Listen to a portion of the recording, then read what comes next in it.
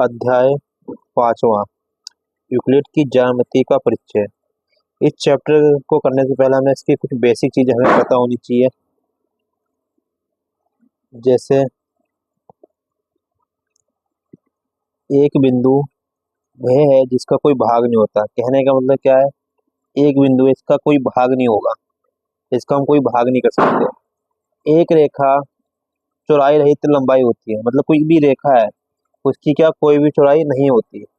और क्या बोला, एक रेखा के सिरे बिंदु होते हैं। क्या बोला, एक रेखा के सिरे बिंदु होते हैं, मतलब क्या होते हैं, इसके सिरे पे बिंदु होते हैं एक रेखा पे। तो बोले एक सीधी रेखा ऐसी रेखा है जो स्वयं पर बिंदु के साथ सपाट रूप में स्थित है।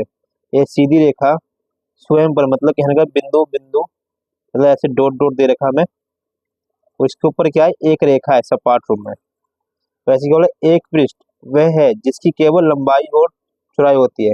मतलब मान लो जैसे हम कोई पृष्ठ ले लेते हैं, जैसे ये पृष्ठ ले लेते हैं, तो इसकी क्या होगी, ये लंबाई, और ये क्या हो जाएंगी, इधर वाली ये चौड़ाई हो जाएगी। और बोला पृष्ठ के किनारे की रेखाएं होती है, ये जो पृष्ठ की जो किनारा होते हैं इनकी भी क्या होती है, रेखाएं होती है। अभी क्या बोले, एक समतल पृष्ठ ऐसा पृष्ठ है जो स्वयं पर सीधी रेखाओं के साथ सपाट रूप में स्थित होता है। मतलब कहने का मतलब क्या है, एक समतल पृष्ठ, जैसे ये समतल पृष्ठ है, इसकी भी क्या होती है, स्वयं में एक सीधी रेखाएं होती है जो साथ में क्या है, एक सपाट रूप में स्थित है। ऐसी हमें पता होना चाहिए। यूक्लिड के कुछ अभिगुण, क्या बोला है, वे वस्तुएं जो एक वस्तुओं के बराबर हो और एक दूसरे के बराबर होती है। तो कहना है कि कोई भी वस्तु है जो एक वस्तु के दूसरे वस्तु के बराबर होती है।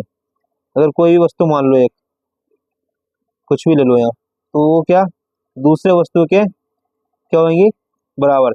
यदि बराबर को बराबर से जोड़ा जाए, जैसे अगर मान लो 3 है और यहाँ भी 3 है, अगर यहाँ मैं एक जोड़ता हूँ और यहाँ भी मैं एक जोड़ता हूँ, तो ये क्या होगा, बराबर होगा। तो यदि बराबर को बराबर में घटाया जाए, जैसे मान लो 4 है और यहाँ भी 4 है, और यहाँ मैं एक घटा रहा हूँ, यहाँ बराबर में यहाँ भी एक घटा रहा हूँ, तो हमें क्या, वही हमें क्या मिलेगा, बराबर। शेषफल हमें क्या मिलेगा, बराबर। वे वस्तु जो परस्पर क्या होती है, संपाती है और एक दूसरे के क्या होती है, बराबर। संपाती मतलब क्या होती है, एक रेखा उसके ऊपर दोबारा एक रेखा, वो क्या होंगे, आपस में बराबर। पूर्ण अपने भाग से बड़ा होता है, मतलब कहने का मान लो कोई एक पूरी वस्तु है और इसका हम क्या कर दे, आधा कर दे ऐसे, तो ये हमेशा क्या होगा, इससे सदैव बड़ा होगा। एक ही वस्तु के दुगने परस्पर बराबर होते हैं, मतलब एक वस्तु होता है उसके दुगने जो होते हैं परस्पर बराबर होते हैं। एक ही वस्तु आधे परस्पर के बराबर होता है। कहने का मतलब क्या है, एक वस्तु है, अगर इसका हम आधा कर दे तो ये हमेशा क्या होगा, ये वाला भाग इसके बराबर होगा।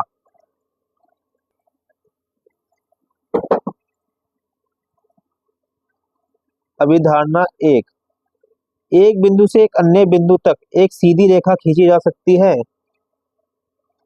तो एक बिंदु से अन्य बिंदु तक सीधी रेखा खींची जाती है। एक बिंदु है और उससे अन्य बिंदु तक सीधी रेखा खींची जा सकती है। हाँ, मान लो एक बिंदु हमने यहाँ ले लिया और एक बिंदु यहाँ है, तो इससे क्या एक सीधी रेखा खींच जा सकती है। चाहे इस बिंदु को हम यहाँ भी ले लेंगे तो क्या, वो भी एक सीधी रेखा होगी। दियो है दो भिन्न बिंदु से होकर सिर्फ एक अद्वितीय रेखा खींची जा सकती है। कहने का मतलब मान लो दो बिंदु हमारे पास और उसको मिला जाए, इससे भी क्या अनेक रेखा खींची जा सकती है। ऐसे जैसे हमें यहाँ दे रखा है ये। अभी धारणा 2, एक शांत रेखा को अनिश्चित रूप से क्या बढ़ाया जा सकता है। मान लो ये शांत रेखा है, इसको हम क्या चाहे तो ऐसे बढ़ा सकते हैं लेफ्ट राइट में। अभी धारणा 3, किसी को केंद्र मानकर वो किसी त्रिज्या से एक वृत्त खींचा जा सकता है। कहने का मतलब इसको मैं केंद्र मान लो और एक इसको केंद्र मान के मैं क्या एक वृत्त खींच सकता हूँ ऐसे। अरे सभी समकोण एक दूसरे के बराबर होते हैं, मतलब कहने का मतलब है, मान लो अगर मैं छोटा समकोण भी लेता हूँ यहाँ और एक बड़ा समकोण लेता हूँ ऐसे, तो ये क्या होगा, दोनों क्या होगा आपस में 90 ही होगा, चाहे छोटा हो चाहे बड़ा हो। अभी धारणा 5 क्या बोली, यदि एक सीधी रेखा दो सीधी रेखा पर गिरकर अपने एक ही ओर दो अंत्यकोण इस प्रकार बनाए कि इन दोनों कोणों का योग मिलकर दो समकोण से कम हो। कहने का मतलब क्या है, अगर दो समांतर रेखाएं, यदि दो सीधी रेखाएं, अगर इस पर एक तिर्यक रेखा गिराई जाए और इसके बीच में एक अंत्यकोण बन रही हो रही है, एक एंगल 1 और एंगल 2, तो ये रेखा एक टाइम पर आके क्या है, दोनों आपस में आकर एक बार मिल जाएंगी, तो इसका मतलब ये समांतर नहीं है।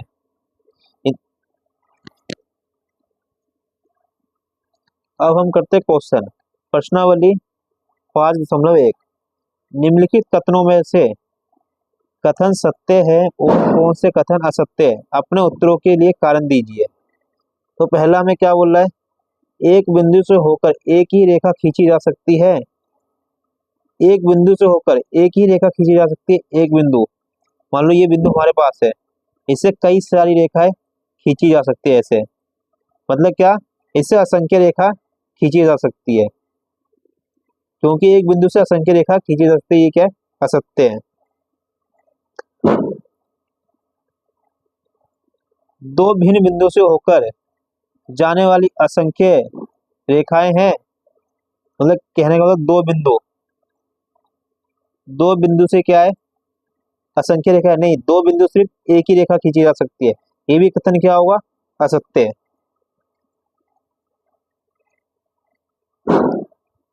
एक शांत रेखा दोनों अनिश्चित रूप से बढ़ाई जा सकती है, मतलब कहने का मतलब क्या, एक शांत रेखा है हमारे पास, तो इसको हम निश्चित रूप से बढ़ा सकते हैं, ऐसे मान लो ए और बी हमारे पास रेखा है, तो हम इसे ऐसे बढ़ा भी सकते हैं निश्चित रूप से, तो ये क्या हो जाएगा, सत्य है।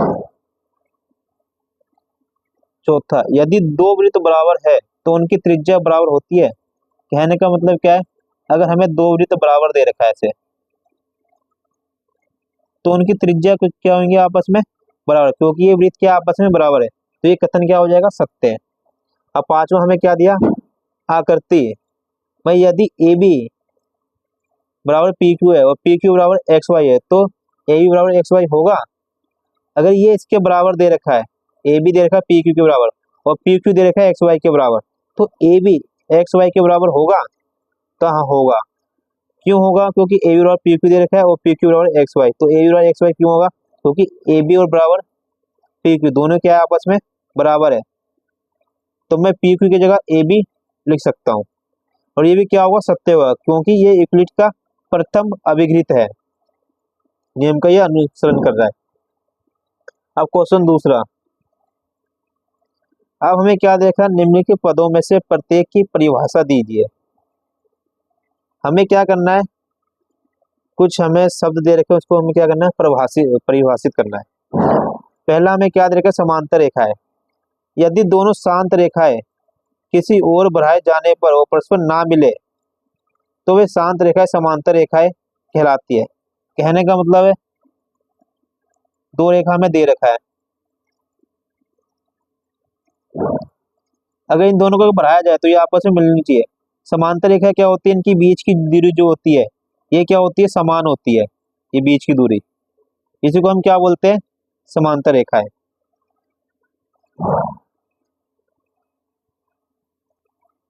अब दूसरा आती है लंब रेखा है, दो रेखाओं में से यदि एक रेखा दूसरे पर 90 डिग्री का कोण बनाती है तो लंब रेखाएं कहलाती है। कहने का मतलब है, ये रेखा क्या है 90 डिग्री का, तो ये क्या होगा, लंब होगा, किसके ऊपर, मान लो इसका नाम देता हूं मैं ए बी और इसका नाम देता हूँ पी क्यू, तो पी क्यू लंब किस पे होगा, ए बी रेखा पर, क्योंकि ए बी क्या बना रही है 90। अब आता रेखाखंड, वे सीधी रेखा जिसके दोनों सिरे पर बिंदु होते हैं, क्या, ऐसी रेखा जिसके दोनों सिरों पे क्या होते हैं, बिंदु होते हैं, वो क्या कहलाती है, रेखाखंड।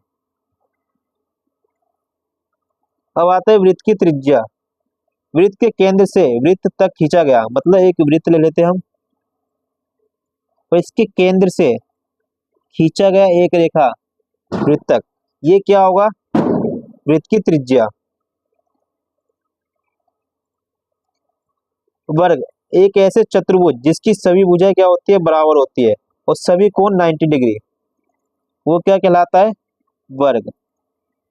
मतलब कहने का मतलब कि जितने भी चारों कोण है वो क्या हुआ, 90 डिग्री, और ये चारों भुजाएं क्या होंगी, आपस में बराबर।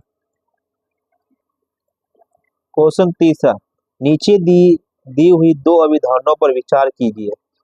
पहला क्या है, दो भिन्न बिंदु ए और बी दिए रहने पर एक तीसरा बिंदु सी ऐसा विद्यमान है जो ए और बी के बीच में स्थित है। कहने का मतलब क्या है, हमें दो बिंदु दे रखा है ए और बी, इसके बीच में क्या सी विद्यमान है, लेकिन हमें ऐसा है कि हमें ये नहीं बताया कि सी विद्यमान कहाँ है। सी यहाँ भी हो सकता है, यहाँ भी हो सकता है, यहाँ भी हो सकता है, यहाँ कहीं भी हो सकता है। तो ये क्या हमें स्पष्ट रूप से इसमें बता नहीं रहा कि सी कहाँ विद्यमान है, बस इतना बोल रखा है कि ए बी के बीच में है, तो यहाँ भी हो सकता है, कहीं भी हो सकता है। अब दूसरा देखना, यहाँ कम से कम ऐसी 3 बिंदु विद्यमान है क्या, मान लो 1 2 और 3 बिंदु विद्यमान है कि एक ही रेखा पर स्थित नहीं है। मतलब क्या बोला, एक ही रेखा पर स्थित है, मान लो ये बिंदु यहाँ हो जाए, ये ऐसे भी हो सकता है, ऐसे, मतलब कहीं भी ये स्पष्ट रूप से हमें कह नहीं रहा है। क्या इन अभिधारणों में कोई अपरिभाषित है, जाहिर सी बात है क्या परिभाषित है, अपरिभाषित है, क्योंकि इन दोनों अभिधारणों में कई शब्द ऐसे हैं जो अपरिभाषित है, क्योंकि हमें से बिंदु बताया नहीं गया और रेखा में स्पष्ट रूप से बताई नहीं गई है कि कौन सी रेखा है। और क्या ये विधारणा अविरोधी है, तो ये धारणा क्या है, विरोध, अविरोधी है, मतलब विरोधी है। यह विधारणा क्या है, विरोधी है। क्या ये यूक्लिड की अभिधारणा से प्राप्त होती है, नहीं, यूक्लिड ने ऐसी अभिधारणा नहीं बताया, जो यूक्लिड है ऐसी अभिधारणा इसने नहीं बताया। क्वेश्चन चौथा, हमें क्या दिया, यदि दो बिंदु ए और बी के बीच में एक बिंदु सी ऐसा स्थित है कि ए सी बराबर बी सी है। मतलब कहने का मतलब है, मैं दो बिंदु दे रखा है, एक ए और बी, और सी ऐसा स्थित है, इसमें हमें क्या दिया है, दिया क्या है हमें, ए सी बराबर बी सी। तो हमें सिद्ध क्या करना है, सिद्ध करना है,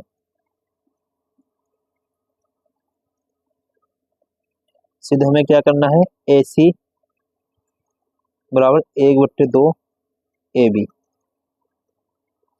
अब हमें क्या दिया है इसके अंदर,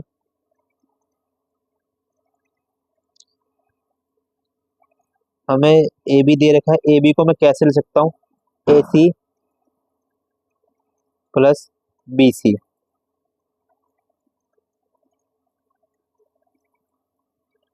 अब ए सी प्लस ए सी, क्यों लिख सकता हूँ बी सी की जगह ए सी, क्योंकि हमें ए सी बराबर बी सी दे रखा है, ये हमें दे रखा है ऑलरेडी। तो मैं ए सी की जगह बी सी लिख सकता हूँ, बी सी की जगह ए सी, तो मैंने बी सी की जगह मैंने क्या लिख दिया, ए सी, क्योंकि ये दोनों आपस में बराबर है। ए बी, ए सी क्या हो जाएगा, 2 AC, 2 यहाँ मल्टीप्लाई में यहाँ के क्या हो जाएगा, डिवाइड, तो क्या हो जाएगा, A/2 AC, क्या हो गया, प्रूफ हो गया। तो क्या है, हैंस प्रूफ।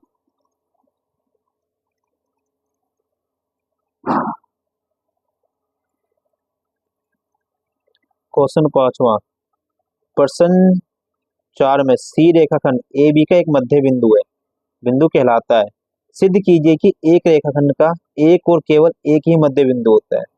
कहने का मतलब प्रश्न 4 में हमें क्या दे रखा है, रेखाखंड ए और बी दे रखा है, और इसके बीच में क्या सी स्थित है। तो ये क्या कह रहा है, सी इसका मध्य बिंदु है, ये हमें क्या करना है, प्रूफ करना है। तो मैं एक बिंदु और ले रहा हूँ डी, तो क्योंकि मध्य बिंदु क्या है, मध्य बिंदु माना मध्य बिंदु, क्योंकि मध्य बिंदु है मान लो सी है, तो ए सी बराबर क्या हो जाएगा, सी बी। या तो मैं इसे ऐसे भी लिख सकता हूँ, ए बी बराबर ए सी प्लस बी सी। जब माना मध्य बिंदु, माना मध्य बिंदु डी, तो क्या हो जाएगा, ए डी बराबर डी बी, या ए बी को मैं कैसे लिख सकता हूँ, A D plus D B, A D plus D B. अब देखना A C plus B C बराबर में A D plus D B. ये तब होगा जब सी या डी एक एक ही बिंदु होगा। तो कहने का मतलब है सी या डी एक ही बिंदु होगा जब जाके क्या होगा, A C plus B C, A D plus D B. मतलब कहने का मतलब क्या है, ए बी का सिर्फ एक ही मध्य बिंदु होगा।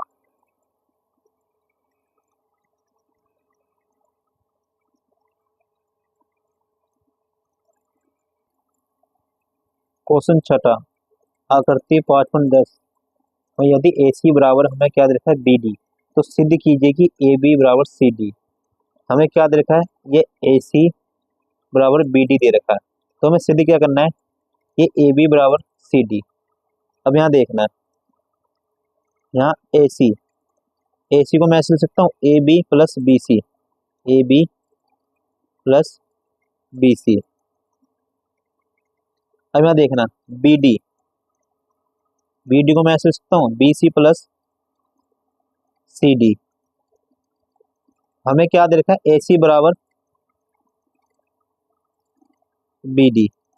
ए सी की जगह मैं ये लिख सकता हूँ, A B plus B C, और बी डी की जगह मैं लिख सकता हूँ, B C plus C D, क्योंकि ये दोनों के आपस में बराबर है।